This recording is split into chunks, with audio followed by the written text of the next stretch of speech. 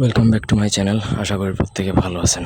আজ আমি আপনাদেরকে ধ্বজভঙ্গ রোগের মালিশ তৈরি করার একটা টোটকা দিব। কীভাবে ধ্বজভঙ্গ রোগের মালিশ তৈরি হয়, অথবা যাদের লিঙ্গ শক্তি করতে চান, লিঙ্গ মোটা করতে চান, বা শারীরিক সম্পর্কের সময় দীর্ঘক্ষণ শারীরিক সম্পর্ক করতে চান, লিঙ্গ লোহার মতো শক্ত হবে, ঘন্টার পর ঘন্টা আপনি কিন্তু মিলন কার্য চালিয়ে যেতে পারবেন। একসাথে আপনি 5 জন মহিলার সাথে শারীরিক সম্পর্ক করতে পারবেন। এত পরিমাণ স্ট্রং হবে আপনার, মানে আপনি ফিজিক্যালি এটা আপনার এবিলিটি চলে আসবে। তো এটার জন্য পুরো ভিডিওটা না টেনে শেষ পর্যন্ত দেখবেন। আমার চ্যানেলটা সাবস্ক্রাইব করবেন, লাইক কমেন্ট শেয়ার করবেন। আপনাদের ব্যক্তিগত যে কোনো প্রয়োজন বা যে কোনো কাজ আমাদেরকে দিয়ে করাতে চাইলে স্ক্রিনে দেওয়া নম্বরে সরাসরি ফোনে, হোয়াটসঅ্যাপে অথবা ইমোতে যোগাযোগ করে যে কোনো কাজ করাতে পারবেন, দেশে অথবা দেশের বাইরে থেকে। তো আপনি দেখবেন পানির মধ্যে মাছ জাতীয় এক ধরনের পোকা, বলতে গিয়ে যে জুকের কথা বলা হয়েছে, বড় জাতের জুক, ছোটো জুক সেটা না। তো ওই জুকটা আপনি 100 টাক পরিমাণ সরিষার তেল নিয়ে আসবেন, খাঁটি সরিষার তেল আনবেন।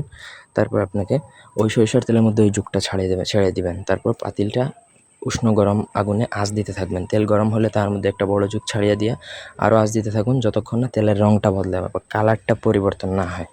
তো এইভাবে ধীরে ধীরে আপনাকে ওই জুকের শরীরের যেই উপাদান সেটা আপনার তেলের মধ্যে চলে আসবে। তারপর তেলের রং যখন বদলাবে তখন হাতিসুরা গাছের পাতা লিয়ে ওই রসের মধ্যে ছেড়ে দিবেন এবং আপনি মালিশ করতে থাকবেন। এখানে আরেকটা আছে গুরু মন্ত্র আছে। ওই গুরু মন্ত্রটা তেলের মধ্যে মানে ফু দিয়ে তারপর আপনি সেই তেলটা বোতলবন্দি করে রেখে দিবেন।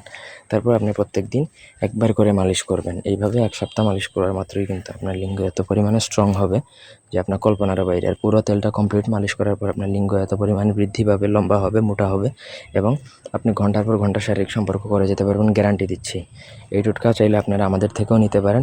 আর এটা বিফল যদি প্রমাণিত করতে পারেন, আমি আপনাদেরকে 10,000 টাকা পুরস্কার দিব, গ্যারান্টি দিচ্ছি। ঠিক আছে, ধন্যবাদ সবাইকে।